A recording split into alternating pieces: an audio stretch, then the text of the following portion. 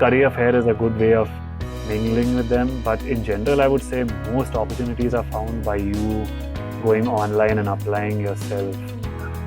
You can just go directly to the companies that you're interested in, look at their websites, and most of them will have new grad opportunities.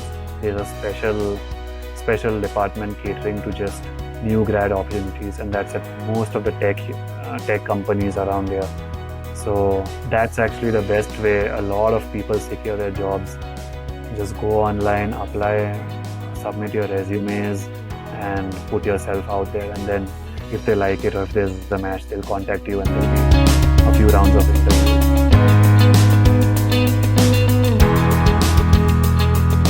We were fall entries. So there were people, as I said, who came in spring. So basically they came in Jan. They started their semester Jan through May. Then they had the summer break and then they basically graduated in December. But I came there in August. So I had my fall semester, August through December. Then you just get like a 3-week to 1 month winter break. And then I graduated in summer. So yeah, and then I was out in summer. So that's when I had to just look for full-time opportunities. But if you come in spring and you're still here for 2 semesters, so you get that summer in between. So that's when you can still do an internship.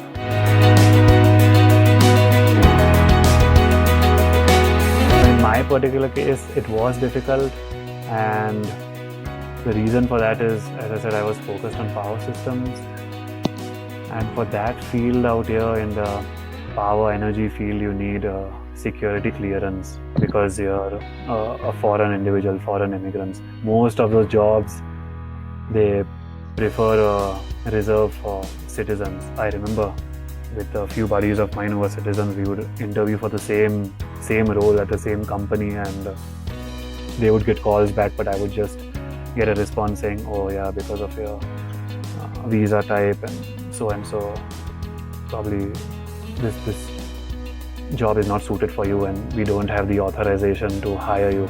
So that made it really difficult for me, and then eventually I moreover transitioned to the computer industry. I'm at Oracle now, and that was more software engineering roles. My background, of course, as I said, did involve coding and all that, so I had the software engineering skills. And again, when you go to each job, it's things you learn on the fly and apply yourself there. But I had to drift away from the field that I actually studied in and did my thesis on.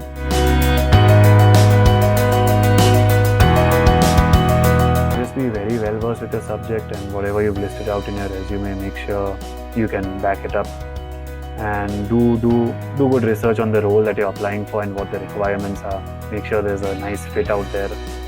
Usually at the new grad level, the expectation is that you have no experience, so you're going to come onto your job and learn things on the fly, because things in academia and in the industry are significantly different. So no one expects you to know all the skills you need at your job.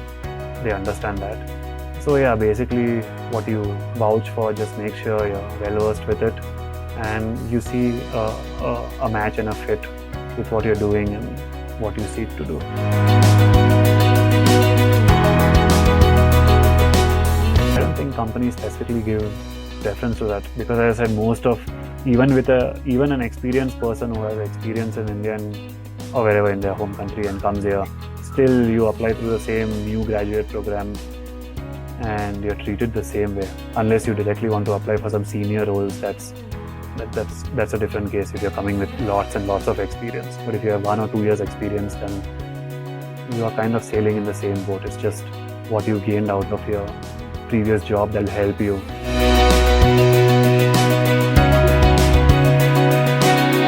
You're looking at 60, 70, 80,000 a year.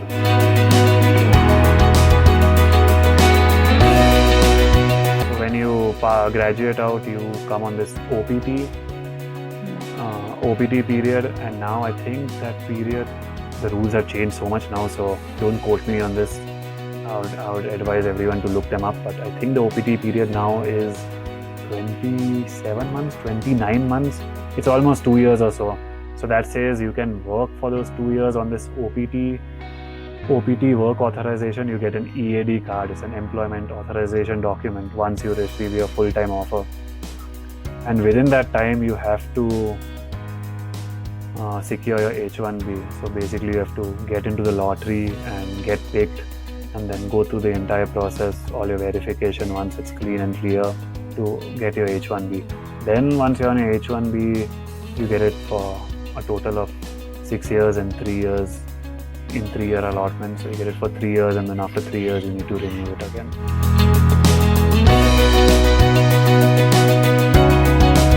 Mine was an easy sail through. It was just submit your documents, and then I had to just get it re-stamped in your passport. If you leave the country, you get another stamp. You have to get an interview and all that, and just get it stamped in your passport. But all that is usually done out here. Renewal few months before your expiry, you have to notify the team at your company taking care of it, and they will apply for your renewal papers.